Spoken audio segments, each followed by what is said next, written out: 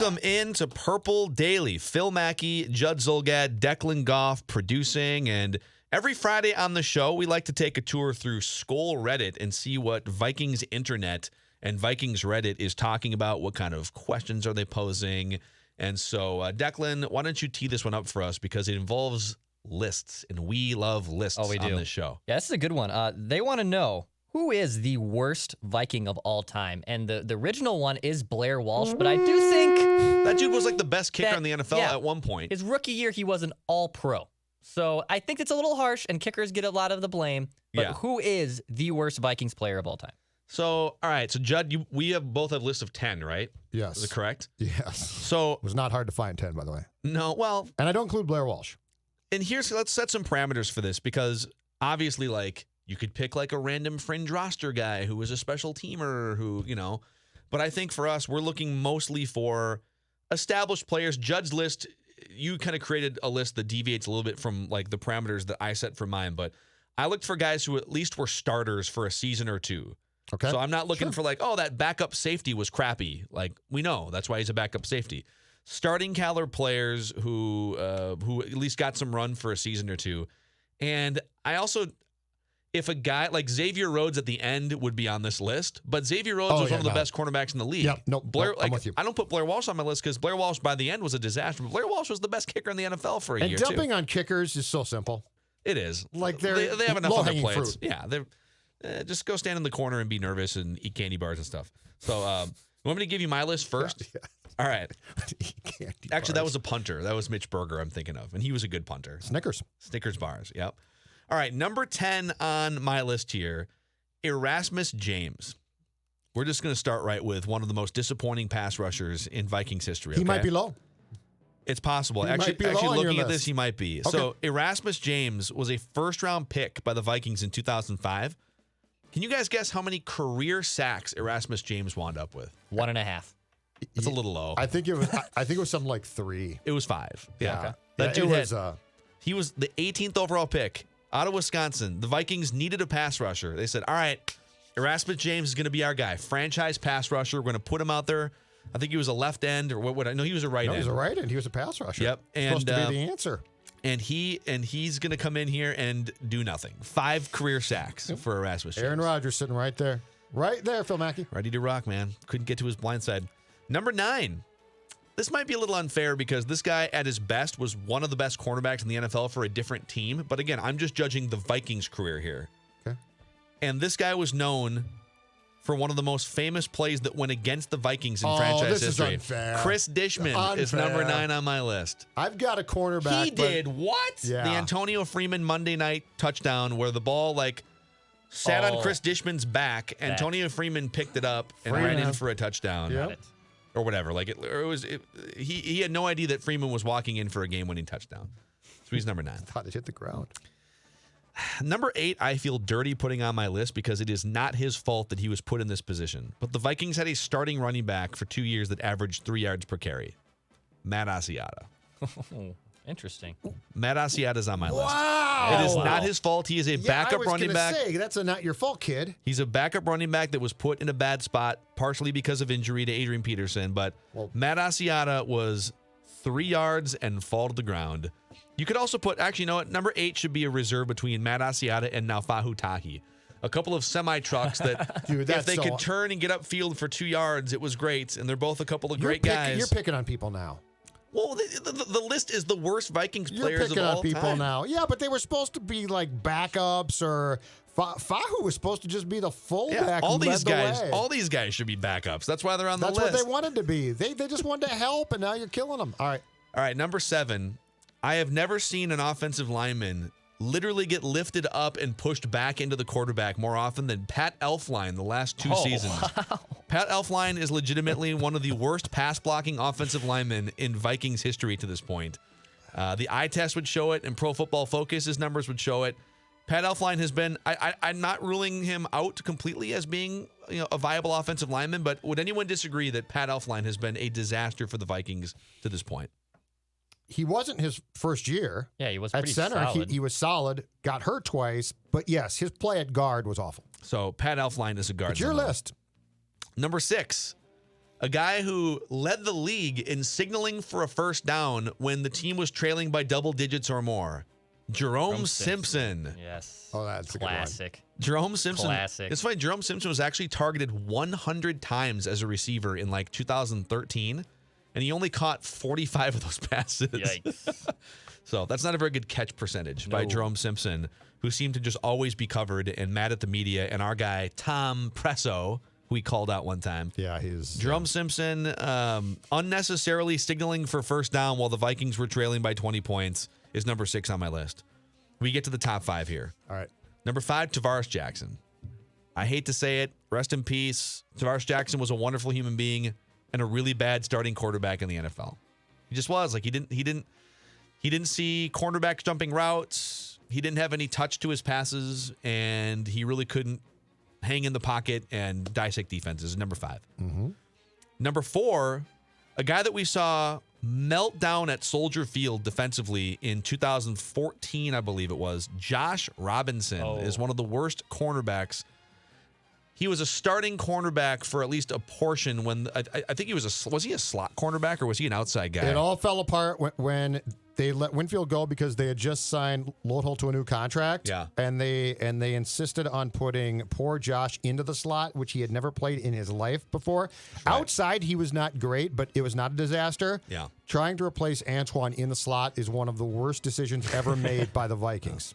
Stupid. So, Josh Robinson, number 4. Again, this is sort of the it's not your fault, it's the scout that signed you list or the coach that put you in list. But he was a 3rd-round pick, I think, so I think you could pick on really him. fast 40 time. You may disagree with some of these, the first like 10 through 4. I don't think you're going to disagree too hardcore with the top 3. Number 3, Turnstile TJ Clemmings is the 3rd worst Vikings player I have ever seen. At his peak of being bad, he was legitimately rated the worst offensive tackle in the NFL by Pro Football Focus and regularly would watch defensive ends go by him without making contact, I feel like. Turnstile TJ Clemmings was really bad at his job. Number 2, Christian Ponder. Yep. One of the biggest busts in NFL history. He's got to be top 3. Yes. And Christian Ponder's number 2. And number 1 on my list is Troy Williamson. Figured. Troy Williamson was drafted and paid millions of dollars to catch passes, and he was not able to do that. That's a problem. He wanted to. He was not able to catch passes. He as wanted a wide to, receiver. man. He meant well. He was very fast. Yep. He could run very fast in a straight line. Oftentimes without the football, however, because he was not good at catching those passes. People always point to the deep pass against Denver, I think it was, where he was wide open and the ball like bounces off his face mask with nobody within 10 yards of him. It was just a guaranteed touchdown. The play that people don't talk about is later in that game. So they pulled him for a couple series. He comes back in the game, and it was like 3rd and 8. And he comes wide open over the middle on a slant route. Nobody around him, and the ball bounces right off of his chest. I remember vividly. And that was basically the end of Troy Williamson. The deep ball that he didn't catch in Denver, I have always argued is one of the top 5 passes Tavares Jackson ever threw as a Viking. Yeah, it was it's a a gorgeous pass. It was everything that you asked Tavares, skill set wise, to do. Yeah, imagine being T-Jack in that moment. Like, you're just a struggle bus, and you're a young quarterback. You're trying to figure this thing out, and you're kind of having a game, and you find your receiver, broken coverage, wide open. His speed lay it right in there. His speed finally worked. And this idiot can't even get his hands on it. So Troy Williamson, Christian Ponder, TJ Clemmings, Josh Robinson, T-Jack, Jerome Simpson, Pat Elflein, Matt Asiata, Chris Dishman, and Erasmus James are the 10 worst Vikings players. I might be forgetting some. Hopefully you've got there's a lot of there's a Yeah. lot of meat on this bone. Cool. Here we go. Number 10. I'm going outside of our rules, but I have to because this guy was given an opportunity as a professional wrestler and was great. He was given an opportunity in the octagon, right? MMA, all that good stuff. He was really good. But Brock Lesnar's opportunity in Mankato to try and make the Vikings back in, was it 2003 or 4? It was 4, I think. Was probably among the greatest comic relief football things of all time, where his main goal, the main thing that he's known for during his brief time trying to make the Vikings, was starting fights against the Chiefs in a joint scrimmage / practice. See, I take issue with this one. I actually think Brock Lesnar should be on I don't think he should be on this list. So this dude was a wrestler and a mixed martial artist he wasn't even a mixed martial artist yet. He was a wrestler and then a pro wrestler. Yep. So he was basically like a sports entertainer, and with no previous training at all whatsoever. Right. Was like playing an NFL preseason and just game. started to try fight. That's pretty amazing. Started to try and get into fights. But if that dude had committed like 4 or 5 years to playing football. But you know where the reason why he makes this list is he is so perfect that era Vikings. Like they invited gong shows. They went on a boat, right? They invited no team was more dysfunctional. As Burke said, we put the fun in dysfunction. Sure. I do think so Brock Lesnar in 2004, what would he have been? Probably 24 years old or something. I don't know. Probably a little older. I don't know, yeah. Probably 20, somewhere in there. Because he was like 21 in 2002 or something when the WWE called him up. So he's probably in his mid-20s. If that dude had committed to football, let's say in high school and played college, I think we're talking about like a J.J. Watt, like the athleticism. I legitimately think he would have become, because he became with very little training, the top professional heavyweight mixed martial artist, the top amateur wrestler, the top professional wrestler. Like his athleticism is ridiculous. So he is 10. Disrespecting Brock Lesnar a little bit. He is 10 just for the sake of the fact that he represents really what the Red McCombs Vikings did. My number 9, Erasmus James. It was just a complete mess. It was awful. He was supposed to come here, and he was supposed to be that right end, pre-Jared being traded for. He was going to give you that pass rush, that intensity. Yeah. He had great success with the Badgers. It was going to be all fine and dandy, and I've always contended his main problem was I don't think he liked football. Yeah, I mean, to have only 5 sacks in 4 years and then to not get a second contract as a first-round pick. And your 2 draft choices, keep in mind, are Williamson, first-round picks, 2005, Williamson and James. Oof. That's a whiff. That's a whiff and a half right there. Woof. Yeah, it's bad. Number 8 on my list is an unlikely subject, but he is a guy who the Vikings traded for in training camp in 2010, and God bless him. Benny Sapp had his faults, okay? Benny the Sapp. No, he's not the guy. Because he had played in the nickel, and he had been a nice backup player, and he gave you depth at defensive back. But the Vikings were panicked. Sidney Rice was out and was going to be out for quite a while. The guy who makes the list is Greg Camarillo. What? Okay. 29. You're picking on people. 29 catches, Greg 300. Camarillo. Greg Camarillo was awful. Greg Camarillo was simply just bleeping awful. Okay. Scout Judd. He was just. But I mean, you traded a depth position, and if you have depth at corner, keep it. And Greg Camarillo, man, he represents to me that era of the Vikings desperately trying to bring in receivers. There's a bunch of them at that time. I feel like if Greg Camarillo's on this list, Camarillo. There should be other guys on this list too. Then we'll see. I'm picking on Greg Camarillo. Greg Camarillo. Didn't Greg Camarillo have the game-winning touchdown in the Dolphins' 1-in-15 season? I think that he had like the one big play in the one. Might have. He was always a good fantasy football flex guy during that era. Hey, Greg Camarillo caught 20 passes for 240 yards in 2010. Hey. Oh, what your problem is? Yeah. Greg Camarillo's a Viking was a bust. Number 7, TJ Clemmings. He's not good. Now to be clear, I feel bad for the kid because he was put in a situation where he did not belong. But watching him try and play left tackle was pathetic. I mean, there's no other good way to put it. It was pathetic. It was difficult. It took about how long? 2 games, and you said, what are you guys doing now? The next time you feel bad for TJ Clemmings, just know that in his career playing football, he's made almost $5 million. So he's made life-changing money. He's made millions of dollars. Good for him. He signed up to play football. We can pick on him a little bit. All right, I'm going to go now starting at 6 for a couple of my picks in the Wayback Machine to the 1980s. Number 6 on my list, a running back. Actually, a pretty good one at the time out of Penn State. Unfortunately, as a National Football League player, he was awful. DJ Dozier. Wow. 14th pick in 87, okay? The 14th pick in the draft, 4 seasons as a Viking, he rushed for 643 yards. Good. Wow. 14th pick. So this was supposed to be the guy. This was going to be the in an era Ted where Brown's, running backs, like, Literally anybody with a neck roll would run for 1,000 yards in the 80s and early 90s. And they'd get the ball a ton. DJ Dozier in 4 years, 643 yards on the ground, 7 touchdowns. Wow. That is the definition of a bust. Also played professional baseball. Did he? Yes, he I played for the forgot Mets. He played in 25 games for the Mets. He hit 191, but he played Major League Baseball as well. The same DJ Dozier? The same DJ Dozier, I had forgotten that completely. according to the Google machine. Yes. All right. Well, you That's know what, amazing. Dex? He should have kept playing ball, and he probably shouldn't have played football. All right, I'm going to stay in the way back machine and go back to the second round in the 1981 draft for this wide receiver, a guy by the name of, and I want to say the Vikings might not have had a first-round pick, too, so this might have been their first pick in the draft in 81. The second round, Marty McDowell, okay? Wow. This guy had, he contributed in What position did he play? wide receiver. Okay. In the course of Marty McDowell's career, time, I should say, can't call this a career, as a Viking, gentlemen, 3 receptions for 29 yards. Second round pick. And I think I'm correct in saying he was the Vikings' first pick in that draft. I'm trying to find him on the internet. How do you spell it? MaryDeMcdole. Maryde?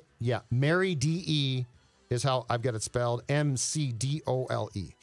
Marty McDowell. Oh, my. Okay. That's an interesting spelling. Okay. All right. I found him. Wow. Yeah. He doesn't really show up on the internet.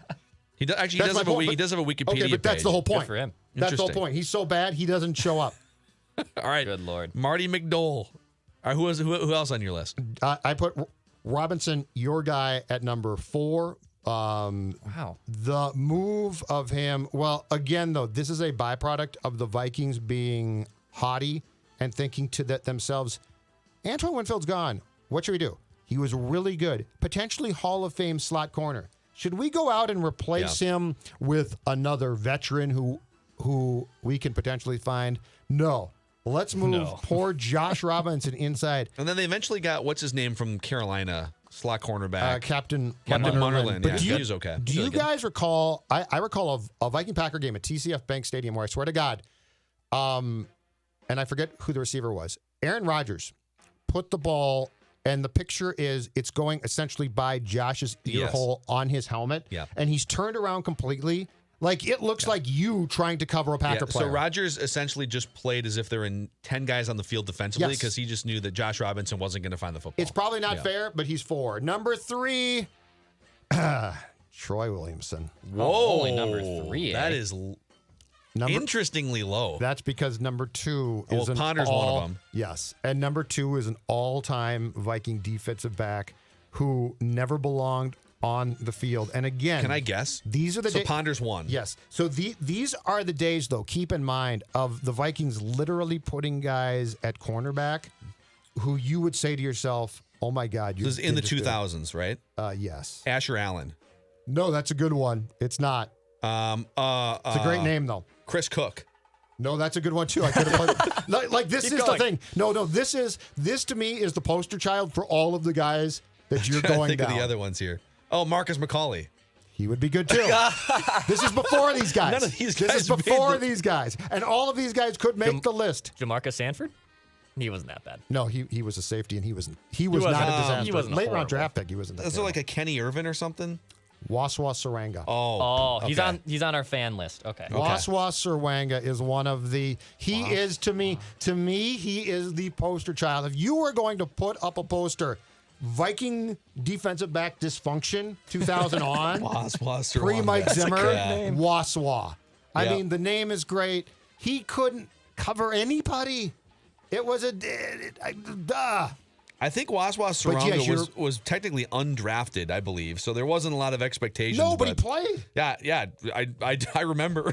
I mean, he It played. was so bad. He played. I think he played in 41 Donut against the Giants, if I'm not mistaken. Yep, it was bad. But you news. know what's funny? You just went down the list. Asher Allen, you're right. Marcus Chris McCauley. Cook, you're right. Marcus McCauley, you're right. You're right. And then, man. one is Ponder, just because Ponder, my God. Like, he just couldn't play. No. There were zero redeeming football qualities. I'm sure he's a good guy. In retrospect, I will say this for myself about Christian Ponder. I actually, to this day, am mad at myself for being like, let's just hold on here. Let's just, because you're thinking to yourself, it's a first-round pick. Yep. And I am. Don't be going on my quarterback takes. Yep. And I'm thinking at that time to myself in covering the Vikings for the paper, I'm thinking they can't be that dumb. Like if you take this guy where they took him, like the Freeman thing was bad, but it was this wild card. We're going to sign him. They put him in too quickly. Josh Freeman's failure, as bad as it was in that one game against the Giants, can sort of be justified, right? A little bit to yourself. And so you're like, yeah, that wasn't good. But Christian Ponder, I just kept giving the Vikings the benefit of the doubt based on saying to myself and publicly and writing, they got to know what they're doing. Nope. And Trent Dilfer ripped him. He ripped Ponder up and down. And I remember saying, come on, that's not fair at this point. It was all fair. Yep, it was. Sometimes you don't need like the 3 or 4 years for someone's career to play out. Like there are some quarterbacks I do wonder, like David Carr. David Carr was part of an expansion franchise, Houston Texans, in the early 2000s, and he got sacked like 70 times in the season or something because they didn't have their stuff together. And I wonder what would David Carr's career have been like if he had just been drafted by the Patriots. Like, could you have seen it play out? Honestly, like if Ponder had been drafted by the Patriots, it would not have mattered. And he wouldn't have been. It would not have mattered. And he wouldn't have been. Correct. The Vikings were that stupid that day. I would say the only players that, because we posed this question on social media too, that weren't listed were Laquan Treadwell. Was a common answer. As well as, and this one doesn't really meet the parameters you guys are talking about, but Demetrius Underwood, the 29th overall pick, we never played a snap, right? But we never saw him play. But apparently that's the worst Viking. And then Josh Freeman and a few others. I feel like Josh Freeman. I feel like Chris Cook. He's not on mine. I feel like Chris Cook probably, in retrospect, belongs. Yeah. We should do the next 10. Let's just do let's do a list of 20 for next week sometime. Let's do top 25. Let's do 100. That's a wrap on this episode of Purple Daily. And because Judd brought up Trent Dilfer, we're gonna wrap the episode with a little ode to Trent Dilfer here. You think you like football? Trent Dilfer doesn't just really like football. He loves football. This is Spider 2 Snag. Not White Banana, the one he likes, but that's Spider 2 Snag, and he knows what I'm talking about, but using Anquan Bolden as the fullback.